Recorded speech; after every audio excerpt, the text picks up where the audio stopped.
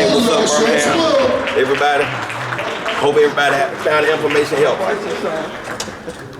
This award-winning talk show host is also program director for the V104.9. Heard every day he's I see I'm gonna have to get Big Water on the show to the station so he can see the letters of 949. You said 1049. So he gonna be on with me all day Monday. I promise y'all. He gonna be on there all day Monday. First of all, man, thank you all for having me as your moderator today. One that's very dear to me was a school teacher in Washington, D.C. I remember as a child going to D.C. and in Alabama, we let out earlier than they did up north. So when I got out of school here, I had to go to school with grandma while she taught. And I'm like, well, I just got out of school. So this is dear to me when they told me that I was going to be doing education, because I talk about it so much on my show. But once again, I'm gonna give everybody an opportunity, starting on the end with the lady. I think I want the ladies to go first. Ms. Bayes, go first. Let them know who you are and what you represent, sweetheart. My name is Pamela Bayes. I am a part of Community First Birmingham. I'm also a part of STRAP. I'm here on behalf of being a former PTA president and working a lot in the community with the children. So I'm going to give you my aspect from that point of view.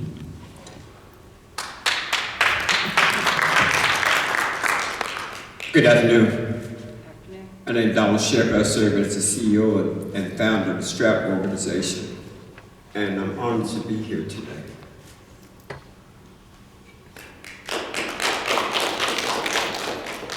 Good afternoon. My name is Walter Gonsoulin. I'm the superintendent of Jefferson County Schools.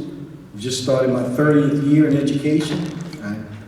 It seems like it was yesterday. It was my first day. I'm honored to be here as a panelist and serving with the other panelists, and I've really enjoyed myself, what I've heard so far today. Good afternoon, everyone. My name is Jason Meadows. I have the pleasure of serving at the request of our constituents in District 9 as the board member for the Birmingham City Schools Board of Education, District 9, and I also have the esteemed honor to serve at the pleasure of my colleagues as the board president. It is a pleasure to be here.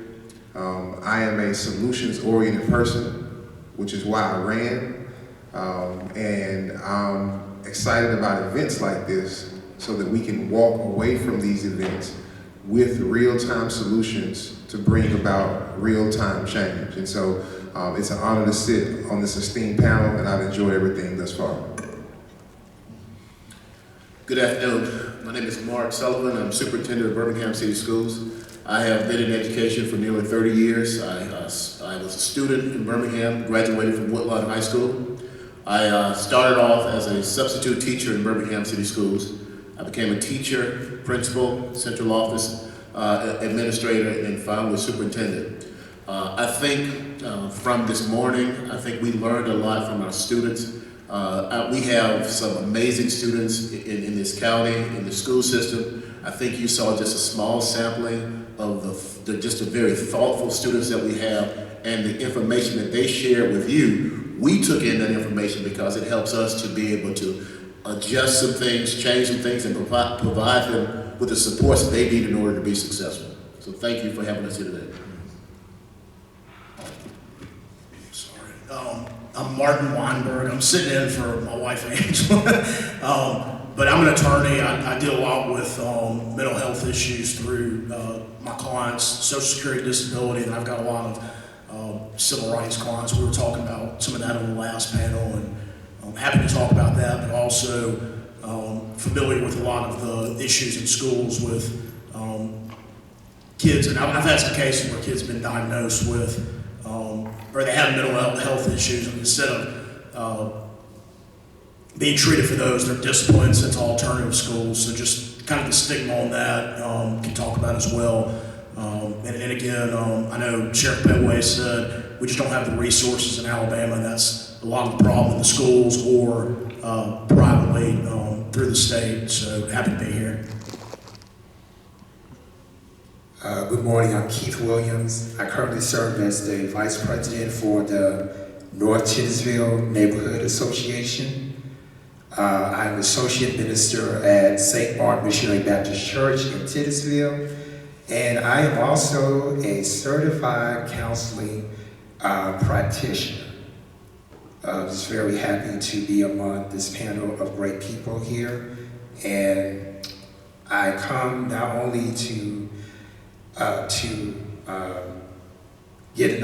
be understood, but I'm also, here to listen and to take in what everyone is saying. It's great. Great panel, y'all. Once again, big round of applause for them once again. You guys mentioned the kids earlier, and I was blown away. The Birmingham City School Systems has some amazing kids, and it was displayed up here, man. You guys should be commended for that. And what we heard from a lot of them, that mental health was mentioned so many times. They're like almost begging for help, the way they were talking. What can you, as an educator, address that issue when it comes to these kids asking for help when it comes to mental health? I'm gonna start with you, Keith. I'm not an educator. I do, like I said before, I'm a certified counselor practitioner, so I do work in the mental health field. And what I heard from other panel members is that there's not enough resources state-wise to even address this problem. So one of the things that I plan on doing is to speak to some members of the state legislature. In fact, I'll be going to Montgomery in a couple of weeks, and my visit will consist of advocating to the state legislature that we need funding for mental health. The Alabama Department of Mental Health, unfortunately, had not been really involved in dealing with mental health in the state. And that's because, again, there's a lack of funding and a lack of resources, so they say. But we do have funds available from the federal government through the American Rescue Care Plan Act. And we need to dictate to them that some of this money needs to go towards mental health. Because when we're talking about, gun violence in the city of Birmingham, Jefferson County, mental health is a part of the reason why we're dealing with such a very important issue. And the state is getting all of this money, so we need to go before the state and say, hey, use some of that Plan Act money to address mental health. Because if we don't do that, then we're going to continue to see an increase in crime. Same question. Yeah, I mean, I'm not an educator either, but just from my experience with my clients and studies and things I've seen is just the stigmatization of, especially on minority students, the mental health instead of, being classified with behavioral issues. We've seen too many examples of kids getting cuffed in schools, those sort of things. Just having more counselors, like Keith said and others have said, we've got to have the resources, and it's incumbent upon all of us to ask for those. We always hear there's not enough funding, this and that for different issues, and it's what we put pressure on. I mean, there's always funding available. It's just what do they choose to use the money for? And so, we've got to be proactive and let our legislators, our representatives, other folks on the council, school board know that. We've got to have counseling, we've got to have treatment options, not just to send kids to alternative schools or, and Angela works a lot in behavioral treatment facilities, and so they take kids that are in the court system or at schools that are having issues and placing them in, long-term or short-term residential facilities, and so, that's important, but we don't want that to happen. A lot of that can be prevented. unfortunate money that goes to the taxpayers. I mean, they pay these facilities hundreds of dollars a day. I mean, $400 or $500 a day for these kids for treatment, and that's going, to a big hospital instead of using money on the front end and just ignoring those problems. So, in the long run, we spend more money. We don't focus on prevention and alternative resolution. Gotcha. So I am an educator, and so I think one of the things that we have to do is to define mental health. I think that oftentimes when we talk about mental health, you're talking about somebody who may be out of control or somebody who there's a discipline issue with. But what we see is, particularly since the pandemic, there's a lot of anxiety, a lot of self-hurting behavior that children are displaying, cutting and things like that. And so oftentimes those issues go undetected because the student is not acting out. And what we see mostly are those students who may be withdrawn, may have depression, may have anxiety, and they don't present themselves in violent behavior that may be outwardly facing, but a lot of inward facing, suicidal attempts and things like that. What we've done is in Birmingham City Schools, just about, I would say it was 3 years ago, we were in this very room, Mr. Hudson, this principal back there, and we had a program called Never Again Birmingham.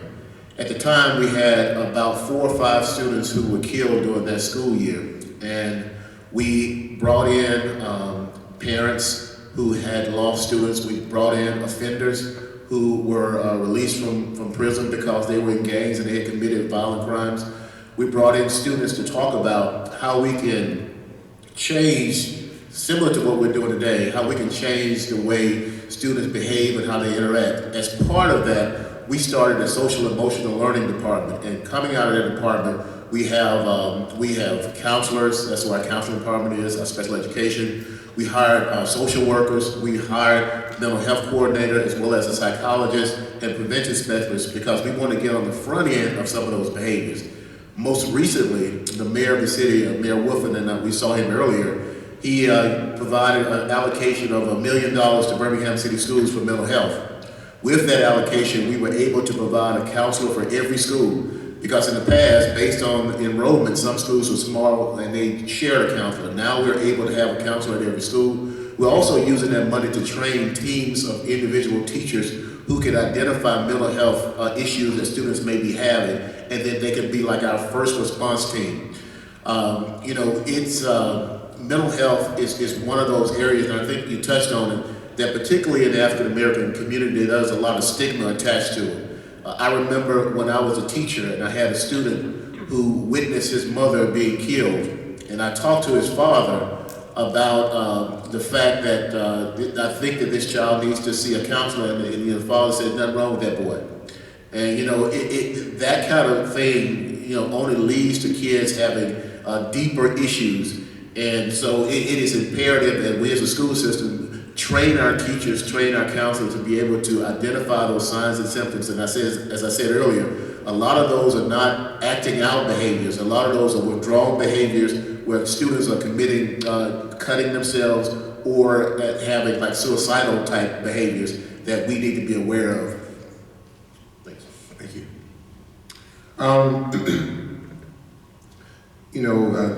A lot of the things that Dr. Sullivan said I was going to mention, we do kind of work together, so he has a lot of the same information, but I would say this. I was working maybe 3 years ago at one of our schools, and the program that I was working with, we had an agreement with the University of Alabama Masters of Social Work program, where under my supervision, I had to oversee a student who was about to graduate and get her master's in social work. And so she worked with me every day. And I developed a relationship with the liaison who worked at the University of Alabama, who was like their de facto, professor.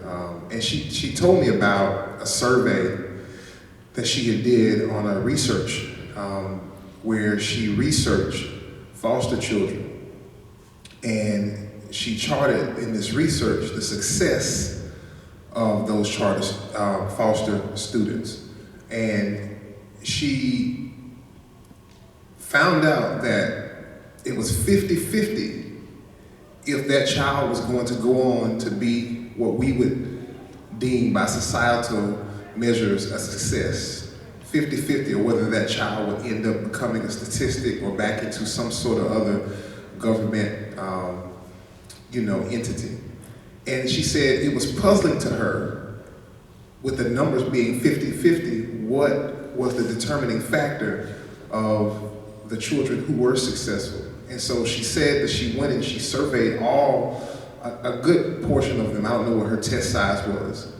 And she found out that the thing that those foster children attributed to their success was one person, whether it was their foster parent, whether it was their teacher, one adult made them believe that they could be successful. They encountered one person that made them believe that they weren't just a waste. Somebody saw them and saw value in them. And so I know when we're talking about mental health, I was thinking, teachers go to school to be trained to be educators.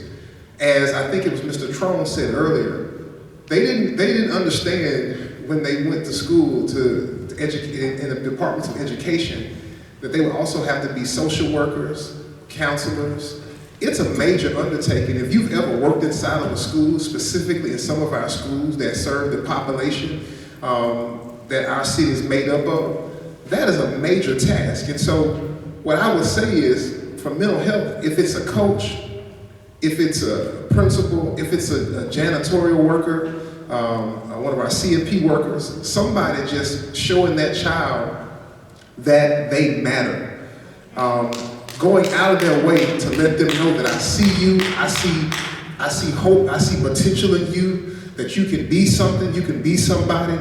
That might seem insignificant, but here's the reality. We all have dealt with traumas in our life. The reason why we were able to overcome those traumas is because somebody, somewhere, turned on the light bulb and said, you know what? Yes, you did deal with that, but there's more good in you than the bad that has ever happened to you. And I'm gonna hold your hand and help you get across the finish line. So I think that's a charge every educator and every leader can take hold of that charge. I think it's been summed up. We need to ensure that we have the proper resources in the schools. For example, we said we need counselors in every school. In Jefferson County, we've added social workers because there are degrees of mental health issues. We've also added mental therapists to help with some of those things. Now, we don't have enough. We have 6 and we're trying to add 4 more. So there's always a need for resources. But I have to be honest with you, there are some situations that we deal with, that our teachers have to deal with, that we are not equipped to handle. And so then therefore, we need to do a good job in explaining that to our legislators. There are some children who have some serious mental health issues. They're sick. And so then the proper resources need to be afforded to those children. When a person is mentally ill and they have an episode, how that can play out in the classroom can be quite, disturbing. And so those are the things that as a school system, we need help with. Finding a way to treat those children who really have severe mental health illness. One of the advantages I have as far as being the CEO of STRAP is for the last 10 years I've been working inside the Birmingham Vesper school system. Another opportunity I have is I work with a lot of young people in the homeless shelter. And what I learned is that 90% of our homeless young men, our children that's living on the street, suffers from some type of mental health. from ADD, from ADHD, and that troubled me. People often wonder why are these young people out here on the street, why they have nowhere to go, why they not with their parents, because they're sick. We look at the injury, we focus on what has happened, but we don't focus on the fact that our children are sick. They want help, they don't know how to ask for it.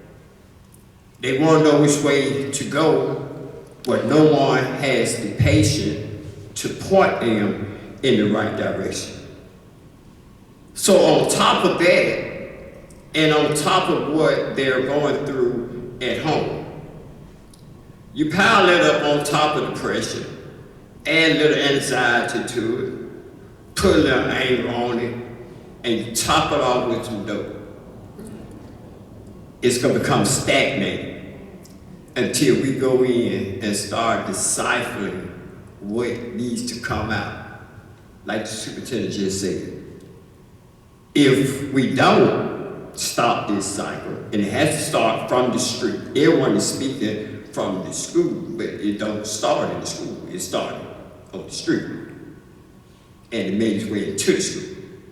What can we do? First thing we need to do is be open-minded. Listen, the young man, his name was Omarion Fowler.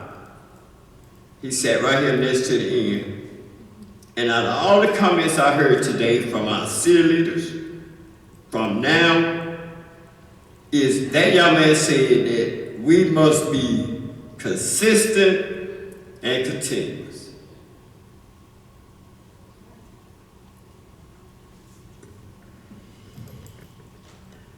Hello. I can speak on many aspects, but one thing I am going to say, it do start with us. This room is way too empty to help with a change. Everyone knew what we were coming here for. You should have made the time to be here. Each panel plays a major role in what we have going on. Like these children said, it's the consistency, the persistence. If we want the change, we gotta be about the change. This room is too empty. But I also know that one person out there just may need to hear what we have to say, but we're gonna speak as if we got a room full. So I'm gonna come to you from on both ends. What does mental health look like? That's where we go wrong in the school. What does it look like? That child that look like they have it going on, look like everything is fine, maybe a straight A student, may have some form of mental illness, but they have gotten to the point they have learned how to cope with it their way. So they won't feel ostracized where when they get in a room full of people, they're pointed out as, he has a problem, she has a problem, she's mentally ill, she's special need, he has an IEP, he has this, he has that. That means you have singled them out. Once upon a time when we were in school, they had special education classes, and when they started with the, is it inclusive, where they were no longer separated, they were put in with everyone else. That was one of the best moves that the schools could have made, was including them, because when you excluded them, you singled them out. So once you put them within the classroom, the only problem I can speak to you from a parent view now is, even though they were included, sometimes it fell through the cracks of them still getting that extra help because they were included. Including them helped them on the social status, but they still needed help on the personal level. So what happens is they were in the class, and when the class were over, we are lacking some of those old school teachers that care. They didn't give that child that extra help. I'm gonna say I'm coming from both ends because I have two children. One suffered with severe mental illness. So mental illness is one that I deal with, but I will say, out of the two that deals with mental illness, they both graduated from a Birmingham City school. So they beat the stats. They made it. But I was an active parent with the teachers in the schools.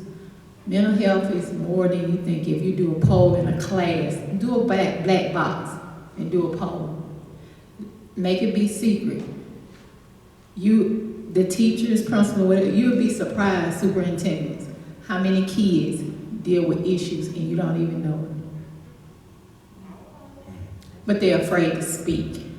One of the young ladies said, the young lady here, she said if it would be confidential. Y'all know how far they go? Because they may have that broken home. Everybody says it starts from home, it does. But if you look at the stats, the majority of your homes are single parent households. Or they're being raised by a grandparent. Single parent household, their mother, they're correct, they're with the school 40 hours out of the week. Their mother's working. So we scrutinize her because, hey, she's working. By the time she get home, she's cleaning the house. Unfortunately, because of her single parent household, she lacked that extra time, which we feel like she should, but it's hard. It is truly hard because now I'm coming home, cleaning, cooking, making sure they fed. What do I have left? So the resources are very limited on both ends. Because if you do a poll, the mother probably got some issues too. You may not have been born with it. You may not have been raised up with it. But society and what you're forced to deal with, you become part of it. Interesting stuff there. Wow. I want to stay with those kids once again. Those kids were just magnificent. And oh, by the way, Dr. Autumn Jeter has just arrived. Y'all give her a big round of applause. She's a fair feeling.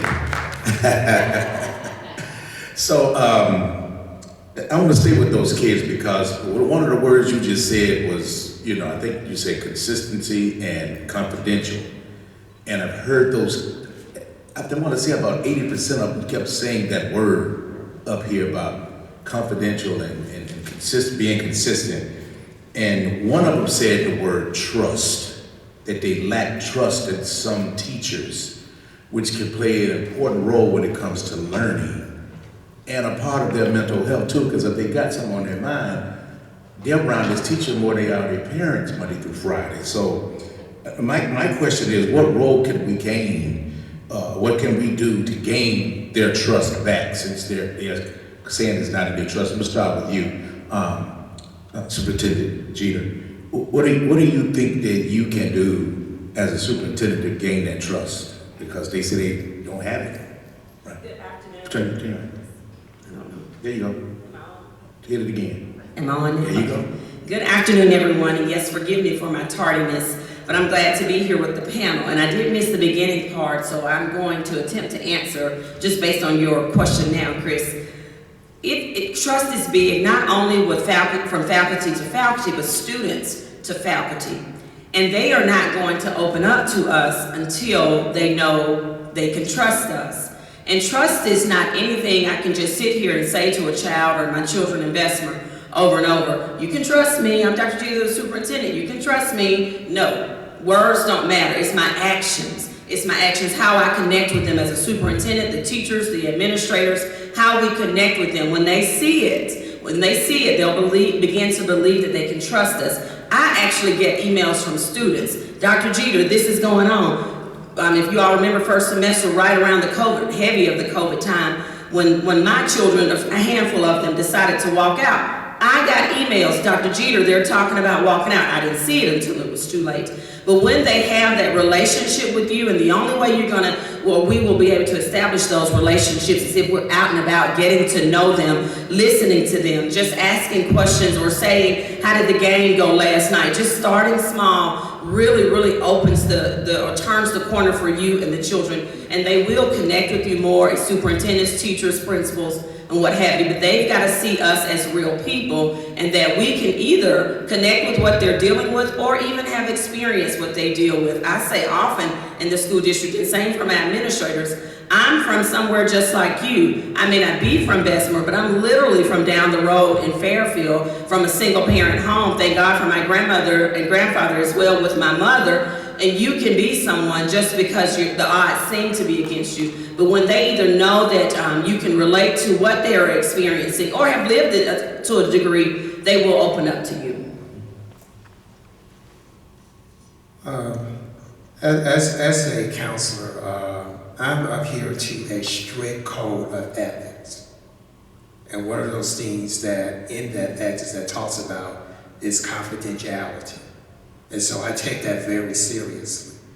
Another thing I want to point out is that you have to meet them where they are. And the foundation of trust is meeting people where they are in that situation and actually put yourself in that person's shoes. And another thing they have to point out is that we cannot be judgmental. Everybody has done something that we're not proud of. Everybody had done something wrong. We're not perfect. But at times we think that we're better than someone else, and we tend to look down on people and being judgmental and petty. That has to stop.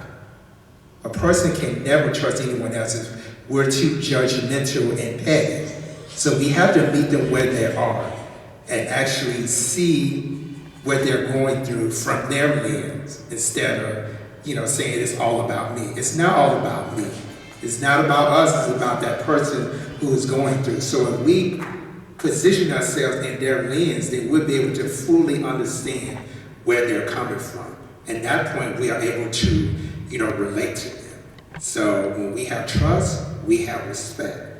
You don't have any trust, you don't have any respect.